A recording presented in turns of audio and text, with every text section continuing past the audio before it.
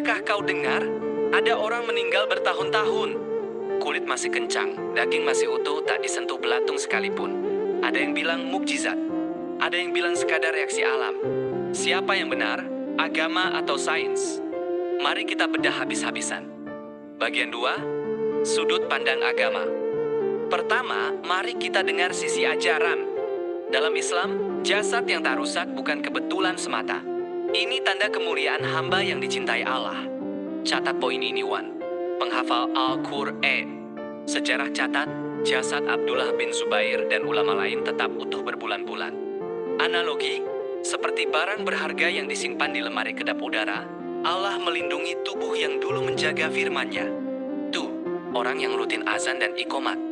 Malaikat mencatat setiap panggilannya, jasadnya dilindungi dari gangguan makhluk perusak.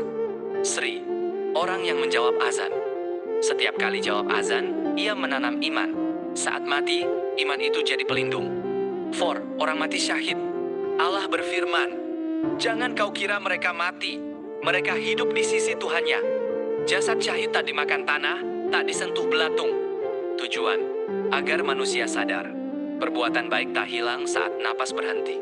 Manfaat, membakar semangat kita beramal selagi hidup. Bagian 3, sudut pandang sains dan data. Sekarang giliran sains.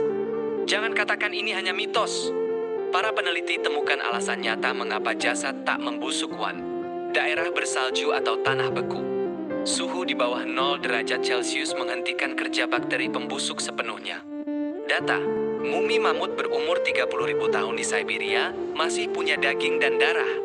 Analogi, sama seperti daging di kulkasmu, tak rusak berbulan-bulan. Tuh, tanah bebatuan dan belerang. Tanah vulkanik tinggi belerang, kapur atau garam mematikan semua bakteri pengurai, menyerap cairan tubuh cepat. Contoh, mumi di Gunung Salak dan pemakaman di daerah vulkanik Eropa. Sri, kematian karena racun.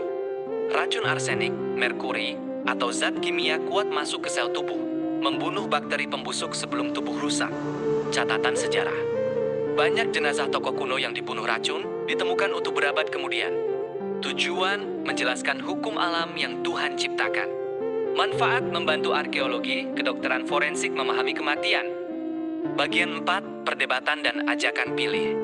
Nah, di sini kita berdebat. Pendukung agama bilang, di balik proses alam itu ada kehendak Tuhan yang melindungi orang saleh. Pendukung sains bilang, itu semua hanya hukum fisika dan kimia, tak ada kaitan dengan amal. Kamu pihak yang mana? Apakah menurutmu ini semata proses alam? Atau ada campur tangan Tuhan di baliknya? Tulis tegas di kolom komentar. Aku tunggu argumenmu. Bagian 5. Kesimpulan dan penutup. Simpulnya, agama tunjukkan makna di balik peristiwa. Sains ungkap cara peristiwa itu terjadi. Bisa jadi keduanya saling melengkapi, bukan bermusuhan. Yang jelas, tubuh ini titipan. Apa yang kita tanam selagi hidup, itulah yang menentukan nasibnya kelak. Jangan lupa, kasih like kalau kamu berani cari kebenaran. Komentar argumenmu, mari kita diskusi. Subscribe Mr. Nyeleneh. Bongkar rahasia dunia yang tak pernah kamu tahu. Sampai jumpa di perdebatan berikutnya.